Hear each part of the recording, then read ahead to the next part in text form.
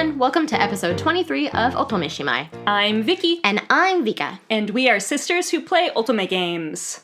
So before we get started with recording today, I just want to thank Vika because she bought me Uggs.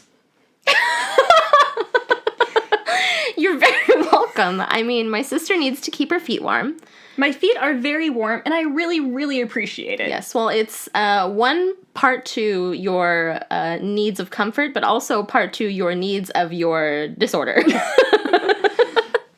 Anyways, I'm going to use that as a segue to say that this episode, we're going to be talking about side characters again. Oh, are we sidetracked again? We're sidetracked again. Oh, well, today we're doing Sidetracked by Side Characters Part 2. In the last episode, we spoke about side characters in otome games that we would love to be able to date. In this episode, we're broadening the scope a little bit. There are plenty of side characters who are bonable, but what about the others? Today, we're talking about the characters that make life more interesting and occasionally more difficult for the MC. I mean, we'd still like to date some of them, but we'll get to that later. First, though, who are you doing this week? Okay, I'm going to try to remember that for next time. Please do. I'm so happy that after like more than 20 episodes, we finally have a theme song for Who Are You Doing This Week? We've been trying to come up with one since we originally started Who Are You Doing This Week, which I think we started on episode 2 or 3. Yeah. And I mean, I can't come up with songs. I'm not a songwriter, and I'm really bad at writing melodies, so I'm happy that I came up with that. But you can sing melodies. I cannot. That's true. Well, tell me, who are you doing this week? So I actually finished Alan's route from Cupid Parasite this week. Okay, Alan. Alan is, remind me. So Alan is the incubus. He's the quote-unquote stolen parasite. I forget what they translate it to in English, but he goes after women who are already taken. Okay. It ended up being a lot angstier than I originally thought it would be. Angstier. I mean, he kind of does look like an angsty character. Yeah, he does. Dark and brooding, purple hair in front of his face, all that, right? Yeah, but I don't know. Like, when you go through the common route, he doesn't seem super angsty. And then you get to his actual route, and it's really, really, really angsty. I did, however, like him more than I thought I would. Oh, that's always good. Yeah. I love when I start a route and I don't think I'm going to like the character and I end up absolutely loving them. Yeah. What about you? Who are you doing this week? So I actually started butthurt. Oh, yay! I'm so glad that you started this game. I finally started the localization of butthurt. I got it when it came out, and I, of course, wanted to start with Limbo, our lawyer. So I'm about halfway through his route, and I love the way that you finally get to realize whose route you're in. Like, there are cues in the game that tell you whose route you're actually in. And I think my favorite one of those cues is when they decide what to name the cat. Depending on what route you're going for determines what the cat's name is. So in this route, they named the cat Max, and I thought it was adorable. Well, I really hope that you end up liking Butthurt, because for me, Butthurt was a super interesting game. There are quite a few aspects to the game that I felt made it really unique for an Otome game, and I'm sure we'll end up talking about it later. Yes, we will. So shall we get on to today's main topic? But our main topic is not main characters. It's side characters. So who's the first one we're going to talk about? First, we're getting sidetracked by Karl-Heinz from Diabolik Lovers. Karl-Heinz from Diabolik Lovers. Yes. So for those of you who don't know what Diabolik Lovers is, although if you listened to this podcast before, you definitely know what Diabolik Lovers is. It's a terrible, terrible game. It's a wonderful, wonderful game. It is. It's about vampires. And Karl-Heinz is the king of the vampires. Yes, he is gorgeous, he is powerful, and he's also a sociopath. He's pretty terrible. He's powerful to the point that no other vampire would even think of going up against him. They're all terrified of him. It's made very, very clear throughout all of the games that his word is kind of law. Yeah. Are his sons terrified of him too, though? So he's the father of the 6 main allies. And I guess in some ways they're afraid of their dad, but mostly they just hate him. Yeah, he's a really terrible father. He really, really, really is. He's also a terrible husband. Definitely a terrible husband to all of their mothers. Yeah, he had 3 wives, constantly pitted them against each other. It was just a lot of weird, manipulative competitiveness in his castle when they were growing up. Well, the whole thing is he needs to figure out who's going to be his successor, right? Yeah. But the way that he does that is by, like, manipulating his sons and the people around his sons and just putting them through, like, these really horrible, like, trials and tribulations, and it kind of ended up backfiring on him. I mean, all of his sons hate his guts, and they really... I mean, most of them just want to kill him. They want him to die. They also have, like, 0 life skills. That's true. They have no social skills whatsoever. These poor vampire boys. Yeah, they're all pretty terrible. But yeah, he just basically added to the issues that his sons had. Also, Karl Heinz's best friend is a glowing ball of light named Socrates. I'm sorry, did you say a glowing ball of light? Yes. Fascinating. They played chess in an interdimensional realm. As if vampires weren't enough. Oh, Vika, vampires are never enough. I agree. Well, the reason we wanted to talk about Karl Heinz is because he is not an LI, but he's basically the source of this whole storyline. Like, he's the reason all of these terrible things happen to Yui. Yeah, exactly.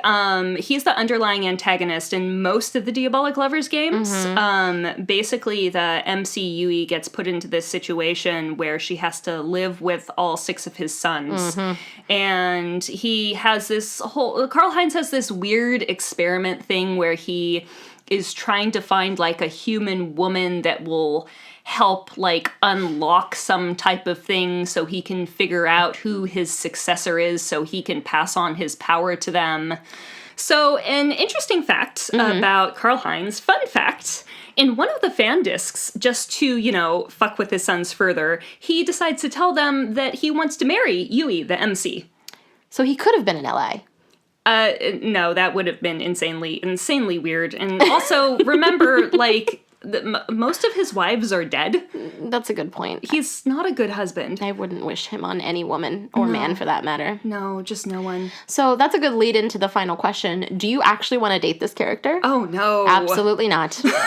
Keep Karl Heinz very far away from us. Yeah, I mean, most of the LIs or even side characters in Diabolik Lovers I'd like to keep very far away from me. Agreed, but definitely Karl Heinz. Although, I did recently acquire a blanket with Mukami Haruki's face on it. Because you would definitely want Mukami Haruki's face close to your body. Excuse me? This is not that type of podcast.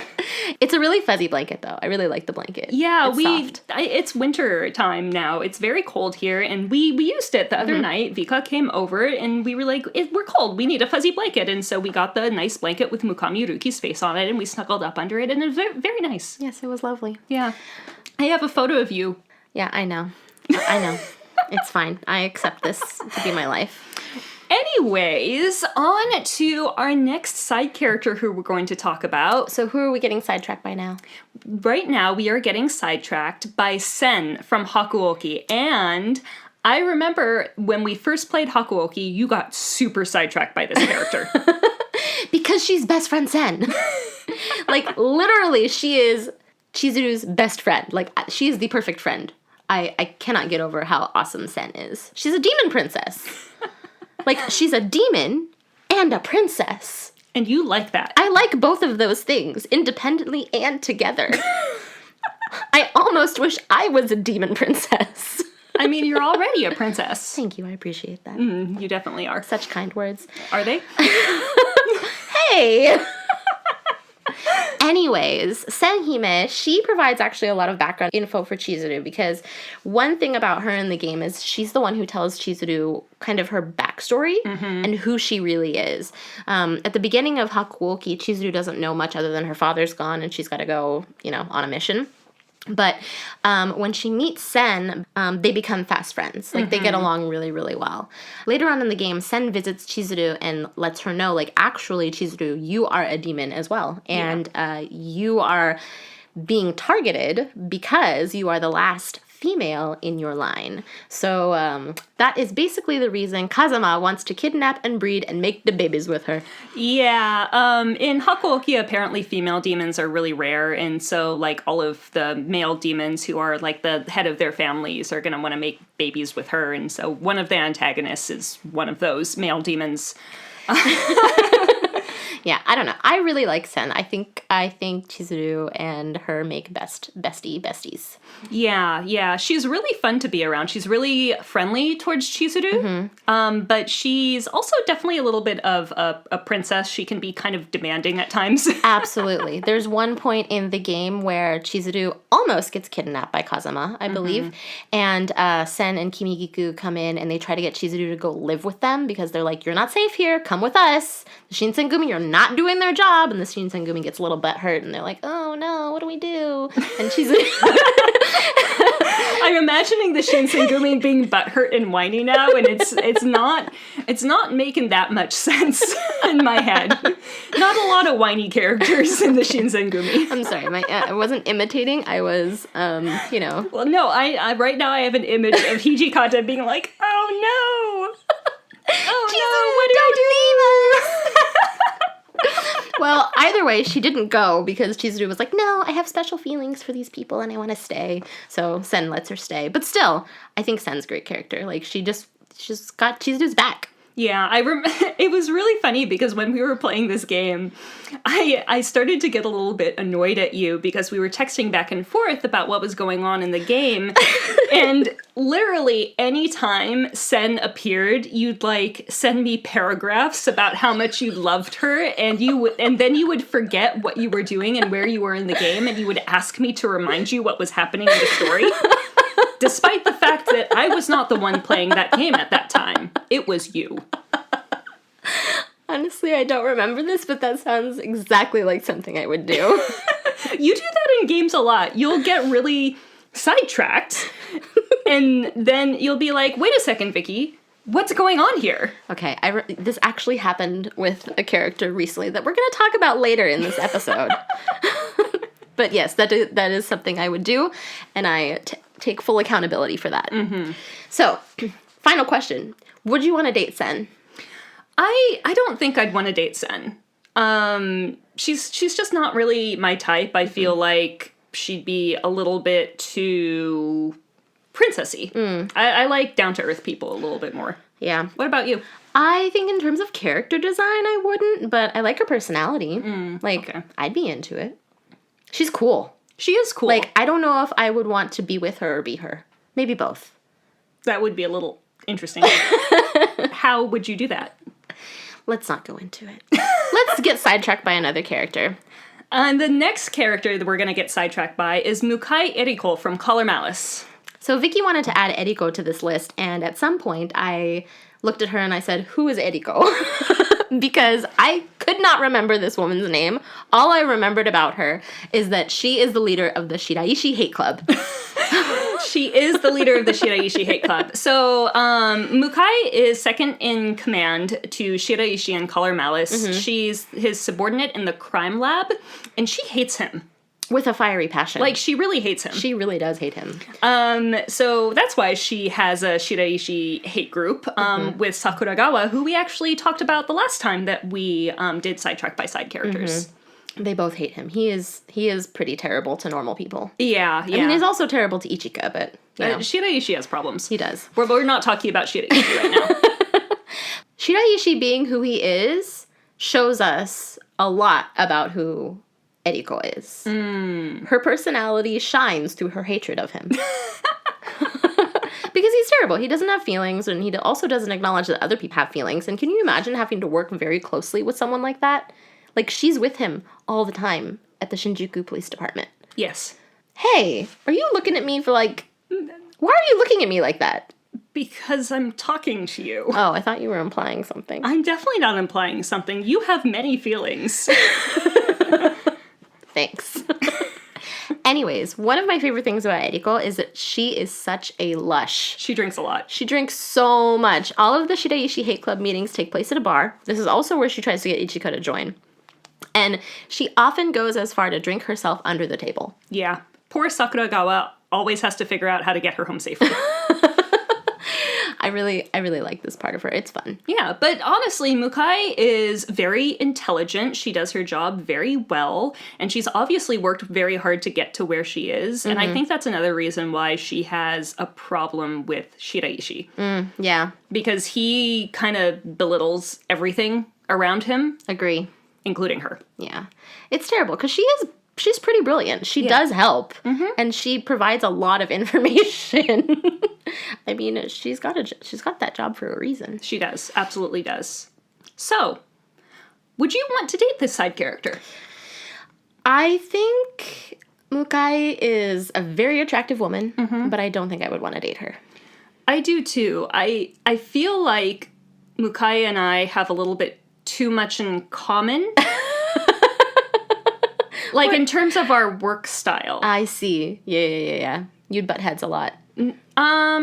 Yeah. We both like things to be a certain way. I'm very rule-oriented. She is also very rule-oriented. And if our rules didn't match up, then maybe that wouldn't work out so well. Yeah. I mean, she would be a really cool drinking buddy, though. Yeah, she would be a fun person to be friends with. Yes. But I don't think I would be able to date her. Agree. So, I believe now we are going to get to the side character that you have been wanting to talk about for a while. Ever since episode 21. I'm pretty sure you wanted to talk about him before that, like, while we were on hiatus. You wanted to talk about him. Okay. So, who is this? So, when you were saying that I kept getting sidetracked by Sen and Hakuouki, me playing through Piofiore no Bansho was a similar experience with Leo Cavagnis. It was worse. Because not only do I love Leo as a character, but, I mean, I'm gonna go right to the end and say I want to date this character. I love him. Great, let's tell the nice people who he is. Okay. So, Leo Cavagnis is a member of the Falzone Mafia. It's really great because in almost all of the routes, he's assigned by Dante to be Lily's guardian or protector no matter where she ends up. This boy takes his job seriously. Do you want to contribute? You also know about Leo. I do, but you're the one who loves him. No, he is. He takes his job seriously. He has a very bright personality with a bit of a sad backstory. He was an orphan, and that's why he ended up joining the Mafia. You actually find out quite a bit about his backstory in 1926, so you are gonna love that. Oh, that's so great. You actually get a Leo CG in 1926, oh my so gosh. look forward to that when 1926 gets localized in 2022. Yes, I'm definitely going to be playing 1926 just for Leo. Okay, well, not just for Leo. Just for Leo? But, you know, Yeah. he's part of the Anyways. experience. Yeah, he really does love working for the Falzone family because they're like his found family. Yeah, that's really important. One of my favorite things about Leo is that he often recognizes how Lily feels before the other allies do. Oh yeah, he's very in touch with what's going on with other people around him. Totally agree. They become fast friends, and I love that relationship. Yeah, they're also the same age. Oh, so cute. I just Yeah. love Leo. He's so great. Yeah, he definitely does what he can to protect and make Lily comfortable, even if it means bending the rules a little bit. Yeah, unfortunately, when he bends the rules, sometimes Lily gets shot at or kidnapped or, you know, just generally ends up in the line of fire. Yeah, you know, it's nice and all to, like, want to take someone out for a walk to get some fresh air, but if there are a bunch of people after your life, maybe it's not such a good idea. Okay, well, Leo doesn't always make the best choices, but I think he and Lily have a great relationship, and I would have loved to see a, like, little side route or a little side romance with them. That would have been super cute. Not while Dante and Nicola are around. Agree. So what about you? Would you want to date Leo? No. He's, I don't know, he's not my type. I mean, he's sweet. He's sweet, but honestly, that's kind of all I feel about it. Like, I'd be friends with him, but I wouldn't date him. You look so disappointed right now. Does anyone else like Leo as much as I do? Please tell me. If you are a Leo fan, please let me know, because I need to bond with someone, and Vicky is not doing it for me. I'm sorry. We have different types. You know, it's actually really, really rare for us to really like the same allies. Piofiore was definitely a unique experience for us because we had the same favorite LI there. Yeah. But that never happens. So this should make sense to you that I am not as excited about Leo as you are. Yeah, it does make sense. I totally get it. And I agree with you. It isn't very common that we have the same LI. Mm-hmm. I mean, you like Kanato from Diabolik Lovers. What's wrong with Creepy Baby? Ugh. Okay, anyways. So, it's fine. Either way, there's another character from Piofiore no Bancho that we want to talk about as well. Yes, Roberto de Feo. Roberto. Yes, I can't do that. I can't roll my R's. Roberto is a detective who just moved to town. And From Rome. From Rome. Yeah, he did move from Rome. And he has a very strong sense of justice, and what that means is mafia equals bad, no ifs, ands, or oshiris. Uh-huh. That means butts in Japanese. That's right. Oshiri means butts. So no ifs, ands, or buts. Do you know what else oshiri is? It's a word that rhymes with your new last name. Thanks, Vicky. You're welcome, Vika. Oshiri is a great word. It's a wonderful word. Either way, Roberto is having a very difficult time adjusting to life in a town where it's run by the mafia because he hates the mafia. He gets a lot of headaches. Yeah, he really does. Like, Roberto adjusting to being part of the police force under Marco was very difficult to see in Piofiore. Yeah, there's a lot of butting heads because Roberto he's just not very flexible in terms of his morals and his sense of justice. Yeah. Interestingly enough, he's actually a little bit of a shy tsun in most of the routes. Not all of the routes, most of the routes. He definitely has a thing for Lily, the MC, but he acts kind of standoffish towards her, so she actually thinks that he hates her.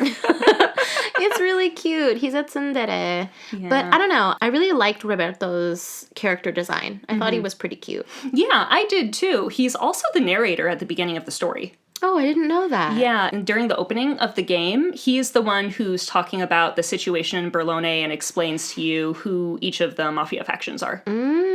I see. Yeah, interestingly enough, his father is actually a politician in Rome.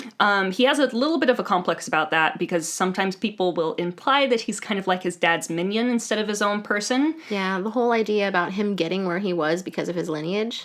Which is not true. He's very much his own person and has his own ideas, his own sense of justice, his own version of right and wrong, and you can see in the story, and you also see in 1926 a lot, that it doesn't always match up with what his father is thinking or what his father is doing. True. He's also a smart guy. Like, He is. He's very smart. He is good at his job.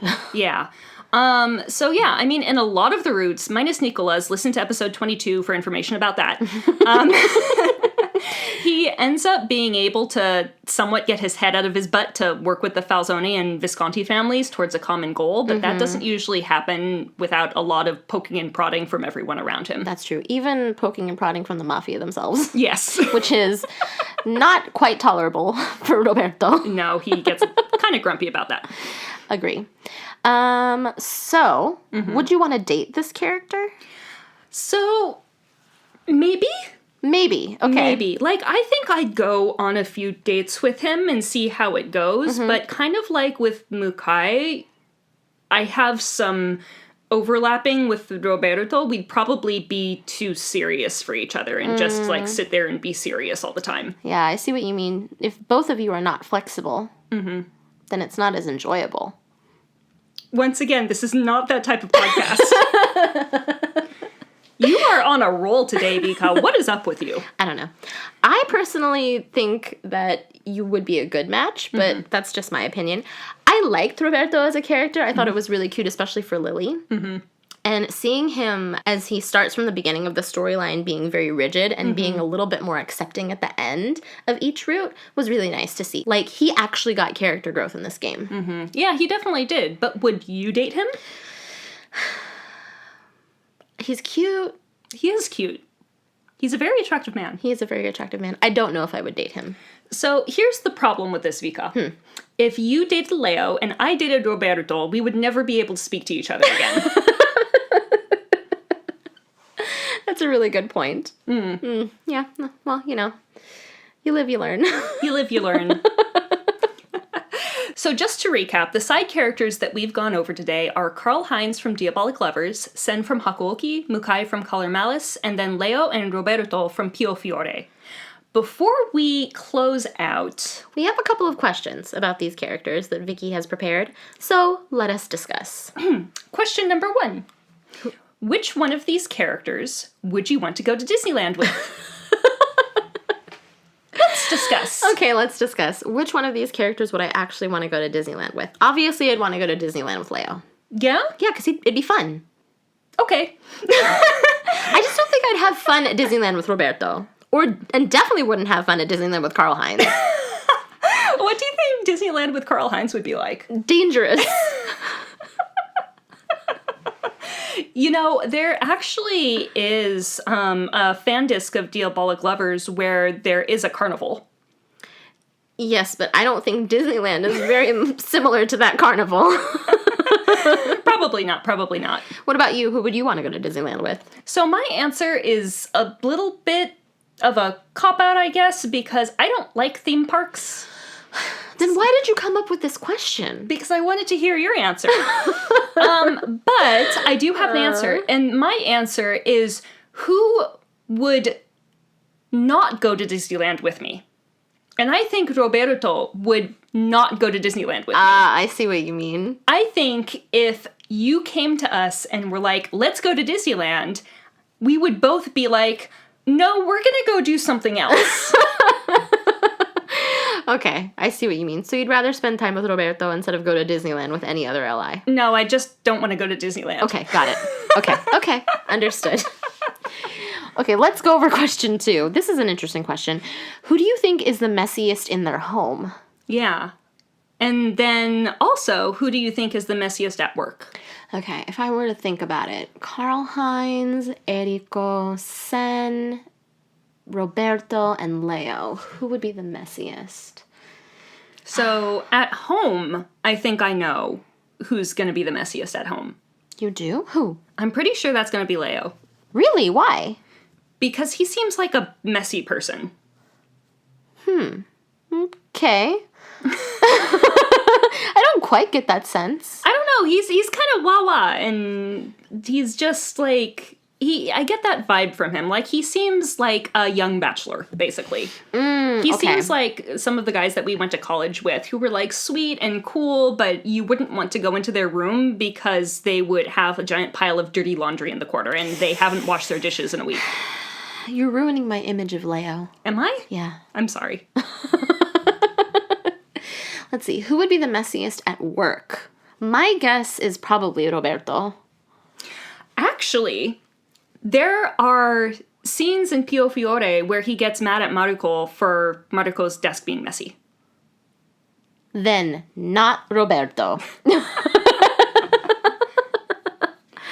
Actually, you know who else I think would be messy at home? Who? I think Mukai would be messy at home. I also get that sense, too. Yeah, because she's a perfectionist at work, so I feel like at home... And I think this kind of goes into her being a little bit like me in terms of that. Because Yeah. at work, I'm a giant perfectionist, and at home, I'm just like, things all over the place. Yeah, no, you definitely are like that. I get that sense as well with her because her being so on top of things at work and then in her off time just going out and drinking and enjoying life, like I could totally see her being messy at home. Yeah. Yeah. Messy at work. I don't really get a good sense of who, other than maybe Karl Heinz. I actually think maybe it would be Karl Heinz. I mean, he's so ultra powerful that, and I mean, he probably just remembers where everything is and so can, like, put papers all over his desk and be like, oh yeah, this paper is under this and this and this, and it wouldn't be too much of an issue.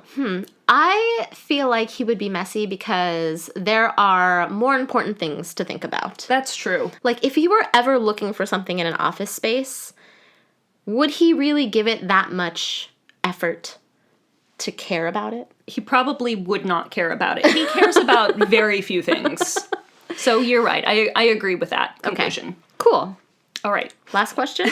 The last question is, who would be the least concerned and who would be the most concerned if they woke up and had shrunk to the size of a cat?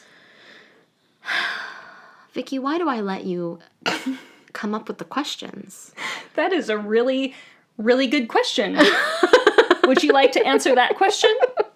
Why do you let me come up with the questions? Okay, let me answer the actual question. So, just to get this straight so I can understand what you're asking me. If one of these people had been shrunk to the size of the cat, who would be the least concerned and who would be the most concerned? Yes. Okay. Who would be the least concerned if they became a small cat? Well, okay. Let me clarify. Is it that they became a small cat or that they are just tiny and, like the size of a small cat? It's them, and they're the size of a small cat. Like Honey, I Shrunk the Kids. Yes, except a little larger. Okay. This is absurd. Okay, who would be the least concerned? My guess is Karl Heinz would be the least concerned. Yeah, Because he'd still be powerful. Yeah, exactly. Doesn't matter how tall he is. That's a good point. I agree with that. I think he would be the least concerned. I feel like it'd be really hard for Roberto, Leo, and Mukai to do their jobs. What about Sen? Sen's a demon, so she gets a little bit of a pass. Maybe it's like supernatural versus not supernatural. Okay. So in that case, out of Mukai, Leo, and Roberto, who would be the most panicked if they woke up being cat-sized? Definitely Roberto. Really? Yeah. I think it would be Leo. Why? Because he goes panicky. He does go panicky when things are kind of like up in the air. Yeah, Roberto doesn't do the panicky as often, but Leo goes the panicky. I don't know, but you've seen Roberto. Never mind, I'm not going to say anything. That's a spoiler. I don't know. I could be on board with saying either Leo or Roberto. Okay, fine. We'll go with that. Either Leo or Roberto would be the most concerned if they woke up and had been shrunk to the size of a cat. Thank you for gathering these questions. They are things I never would have thought of or would even have considered even answering. So, what a joy. Anyway, thanks for joining us on another episode of Sidetracked by Side Characters, where we get sidetracked by side characters and sidetracked by questions that don't make any sense.